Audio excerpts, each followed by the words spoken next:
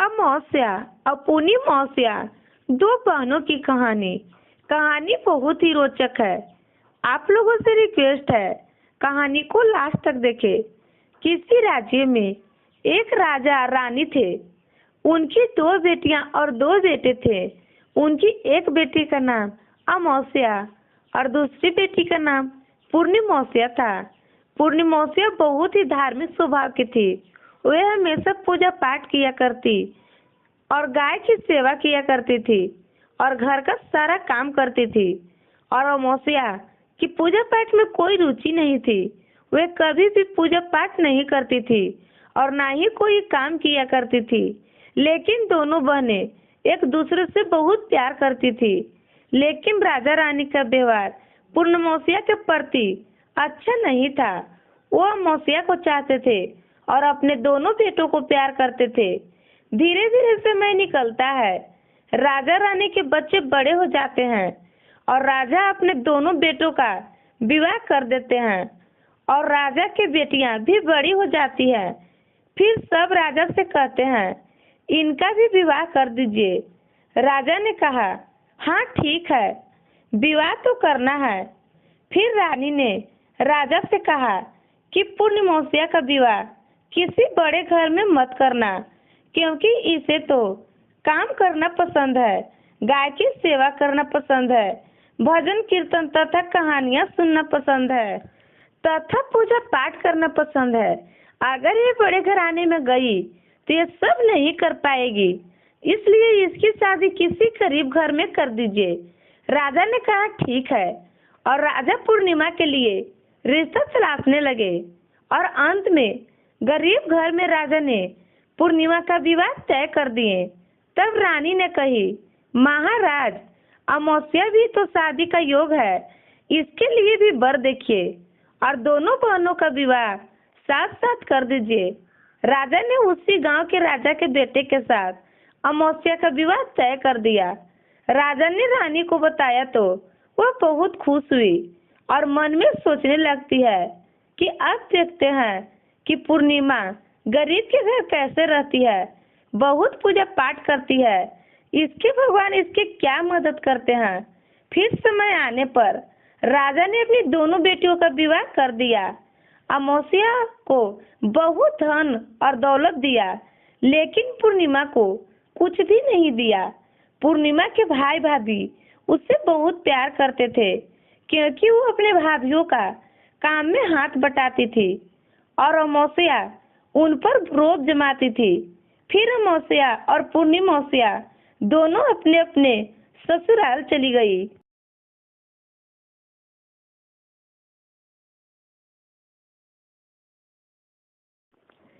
एक बार की बात है, अमावस्या ने अपने घर पर शिव चर्चा रखी और सबको बुलाया, लेकिन अपनी बहन को पूर्णिमा को नहीं बुलाया। पूर्णिमा अपने दरवाजे पर बैठी थी तो गांव की औरतों ने कहा, तुम्हारी बहन के घर शिव चर्चा है, तुम नहीं जाओगी? पूर्णिमा ने कहा, नहीं, नहीं जा रही, क्योंकि मेरी बहन ने मुझे नहीं बुलाया है, तो मैं कैसे जा सकती हूँ। तो गांव की औरतों ने कहा कि नहीं बुलाया तो क्या हुआ, पूजा पाठ है, तुम चलो हमारे साथ। गांव की औरतों की बात मानकर पूर्णिमा शिव चर्चा में चली गई। जब अमावस्या ने पूर्णिमा को देखा तो वो गुस्से से बोली कि जब मैंने तुम्हें नहीं बुलाया तो तुम मेरे घर क्यों आई हो? अब आ ही गई हो तो चुपचाप एक जगह पर बैठी रहना, इधर उधर मत घूमना। उसने पूर्णिमा को गरीबी का बहुत मजाक उड़ाया। पूर्णिमा के आंखों से आंसू गिरने लगे और वो भगवान शिव से प्रार्थना करने लगी, हे भगवान, आप मुझ पर कब कृपा करेंगे? आखिर मेरा हे भगवान, अब मुझ पर रहम करो। इस तरह वे भगवान से विनती करती रही। शिव चर्चा पूरी हो गई और अमावस्या ने सबको प्रसाद दिया, लेकिन पूर्णिमा को प्रसाद नहीं दिया। वह वहां से बिना प्रसाद के वापस आ गई। वो रास्ते में सोचती है कि घर पर बच्चे प्रसाद मांगेंगे तो मैं क्या कहूंगी। फिर उसके मन में एक विचार आया कि क्यों न अपने भाई भाभी से मिलकर आऊं। वो अपने पति और अपने बच्चों को बताकर अपने मायके जाने लगी। चलते चलते उसको एक तुलसी का पेड़ मिला। वहां चबूतरा बना था जिस पर एक बूढ़ी माई बैठी थी। उस बूढ़ी माई ने पूर्णिमा से पूछा, बेटी तुम कौन हो और कहाँ जा रही हो? तो पूर्णिमा ने बूढ़ी माई को अपना परिचय दिया। फिर बूढ़ी माई ने कहा, बेटी देखो, मेरा तुलसी का पौधा सूखा जा रहा है, इस पे थोड़ा जल डाल दो और चबूतरों को भी धुलाई कर दो तो थोड़ी ठंडक मिलेगी। तो पूर्णिमा ने चबूतरों को धोआ, तुलसी की पूजा की, उसमें जल डाला और बूढ़ी माई को भी स्नान कराया और उनके चरण दबाए। फिर पूर्णिमा ने कहा, माँ जी और कोई काम है क्या? तो बूढ़ी माई ने कहा, नहीं बेटी, और उसे खूब आशीर्वाद दिया। जाओ तुम अपने मायके, लेकिन लौटते समय मुझसे मिलकर जाना। तो उसने कहा, ठीक है माँ जी, और वह आगे बढ़ी। चलते चलते रास्ते में उसे एक शिव मंदिर मिला। वहाँ भी एक चबूतरा था, उस पर एक बूढ़े बाबा बैठे थे। वह कोई और नहीं, स्वयं भगवान शिव थे। लेकिन पूर्णिमा उन्हें पहचान नहीं पाई।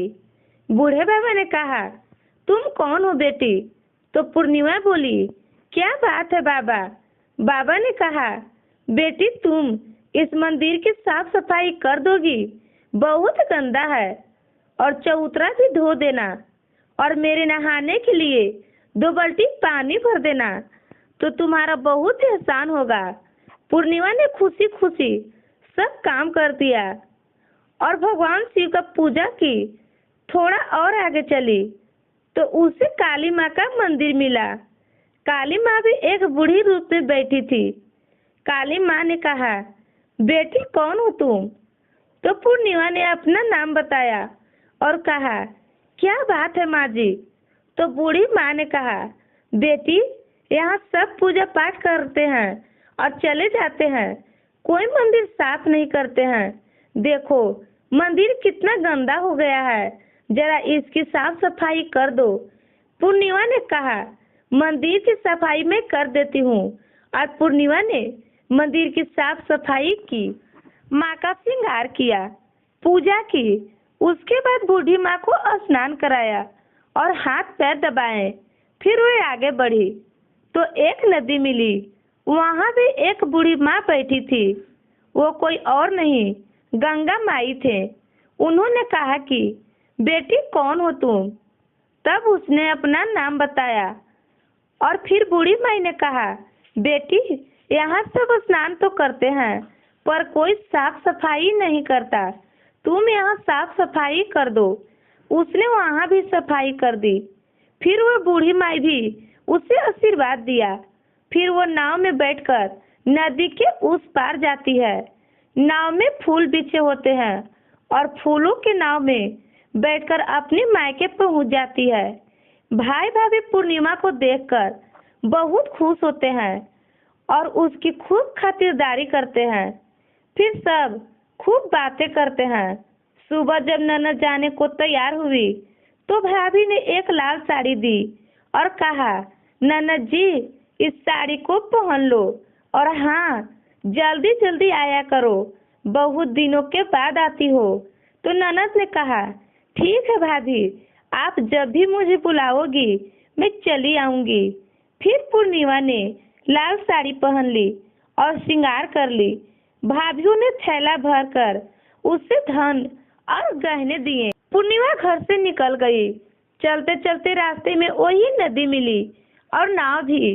नाव में बैठकर वो उस पार पहुंची तो वही बूढ़ी माँ मिली, जो और कोई नहीं गंगा मैया थी। उन्होंने कहा, बेटी आ गई अपने मायके से? पूर्णिमा ने कहा, हाँ माँ जी। तब बूढ़ी माँ ने एक थैला दिया और कहा, इसे ले जाओ। मैं कहाँ रखूंगी, ये बहुत भारी है, और हाँ इसे रास्ते में मत खोलना, घर जाकर ही खोलना। पूर्णिमा ने कहा, ठीक है माँ जी, और वो वहाँ से चल दी। आगे चली तो काली माँ का मंदिर मिला। वहाँ भी बूढ़ी माँ थी। उन्होंने भी पूर्णिमा को एक थैला दिया। अब उसके पास 3 थैले हो गए। फिर कुछ आगे बढ़ी तो शिव मंदिर मिला।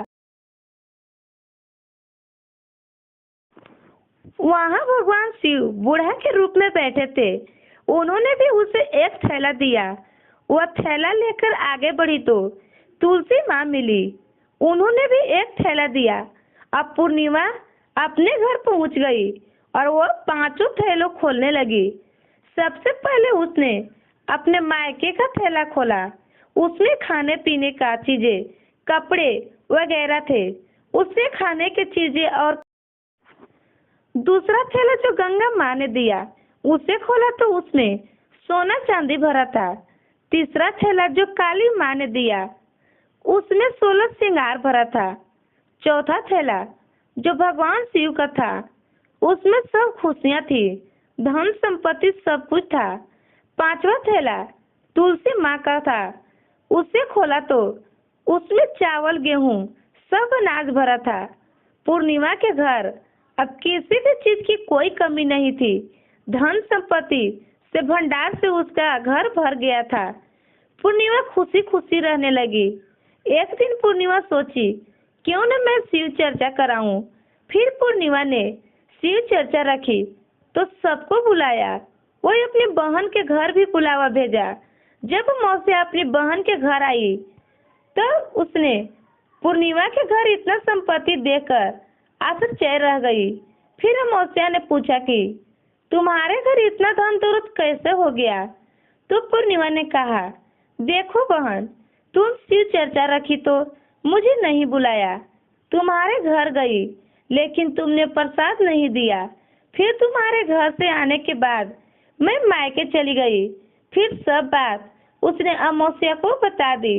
अमावस्या ने, मैं भी जाऊंगी मायके, तुम भी मुझे डांटो और प्रसाद भी मत देना। लेकिन पूर्णिमा ने कहा, भगवान के प्रसाद है, मैं तो सबको दूंगी। लेकिन अमावस्या ने प्रसाद नहीं लिया और अपने घर चली गई।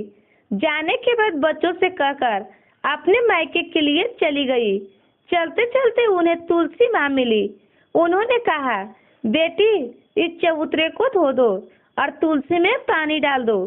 अमावस्या कहती है, ए बुढ़िया, मैं इतनी महंगी साड़ी पहनी हूँ, ये गंदी हो जाएगी, मैं कुछ नहीं करूँगी। आगे जाके भगवान शिव मिले, उन्हें भी उसने ऐसा ही कह दिया। आगे जाकर काली माँ मिली, उनसे भी यही कह दिया। फिर गंगा माँ मिली तो उनसे भी ऐसे ही कह दिया। फिर जब नाव में बैठी तो नाव में कांटे थे जो उसके पैरों में चुभ गई। फिर मायके पहुंची तो उसके भाइयों ने देखा तो कहा, यह कहाँ से आ गई। अरे पूर्णिमा के पास तो कुछ भी नहीं था, इसलिए उसे सब कुछ दिया, लेकिन यह यहाँ क्यों आई है। चलो आ गई तो कोई बात नहीं है, बैठो, ये तो काम नहीं करवाती। बेचारी पूर्णिमा तो सारा काम करती थी। अमावस्या खाना खाकर सो गई। सुबह हो गई। अमावस्या ने कहा, भाभी अब हम जा रहे हैं। भाभी ने कहा, ठीक है। तो अमावस्या ने कहा, भाभी पूर्णिमा को तुमने थैला भर कर दिया था, मुझे कुछ नहीं दोगी। भाभी ने कहा, जाओ तुम्हारे घर थैला पहुंच जाएगा। फिर अमावस्या चल दी तो गंगा मैया ने कहा, आ गई बेटी। तो उसने कहा, आपने पूर्णिमा को थैला दिया, मुझे कुछ नहीं। तो गंगा मैया ने कहा कि ठीक है, तुम जाओ, तुम्हारे घर थैला भिजवा देंगे। ऐसे ही भगवान शिव का काली माँ और तुलसी माँ ने भी कह दिया। जब वह घर पहुंची तो उसके आंगन में 5 थैले रखे थे। अमावस्या ने खुश हो गई। जब वे सारे थैला खोलती है तो किसी में मिट्टी, किसी में ईंट पत्थर, किसी में सांप बिच्छू थे। उसने अपना माथा पीट लिया और कहा, हे भगवान, हमें मायके से भी कुछ नहीं मिला, यहाँ भी कुछ नहीं। फिर अमावस्या दौड़कर पूर्णिमा के पास गई और कहती है, तुम्हें इतना कुछ मिला और मुझे कुछ नहीं मिला। कहती है, मैं मायके जाती हूँ, भाभीियों के साथ काम करती हूँ और तुमने भाभीियों को कभी मदद नहीं की, तो भाभीियों ने तुम्हें क्या देती। गंगा मैया को तुमने ठुकरा दिया, शिव जी, काली जी, तुलसी माँ, सबको तुमने ठुकरा दिया, तो तुम्हें क्या मिलेगा। तब अमावस्या कहती है, बहन मुझे माफ कर दो, मैंने सदा तुम पर अत्याचार किया है, लेकिन इसमें मेरा कोई कसूर नहीं था। मुझे भी बताओ, मैं भी भक्ति करके सब कुछ प्राप्त कर लूंगी। तब पूर्णिमा ने कहा, बहन देखो, तुम 3 सूत्र का ज्ञान ले लो। पहला सूत्र में दया मांगना, दूसरा सूत्र में चर्चा करना, तीसरा सूत्र में 108 बार ओम नमः शिवाय का जाप करना। भगवान शिव ने जो 3 सूत्र दिए हैं, प्रसाद के रूप में तुम स्वीकार कर लेना और हृदय में बसा लेना।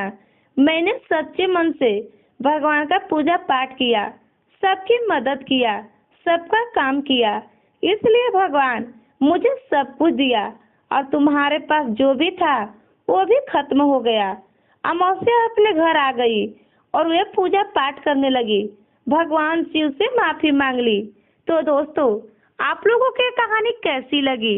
अगर आप लोगों की जानकारी पसंद आई तो हमारे चैनल को सब्सक्राइब करें। वीडियो पसंद आई तो वीडियो को लाइक, कमेंट, शेयर करें और कमेंट में हर हर महादेव जरूर लिखें। आज के लिए इतना ही।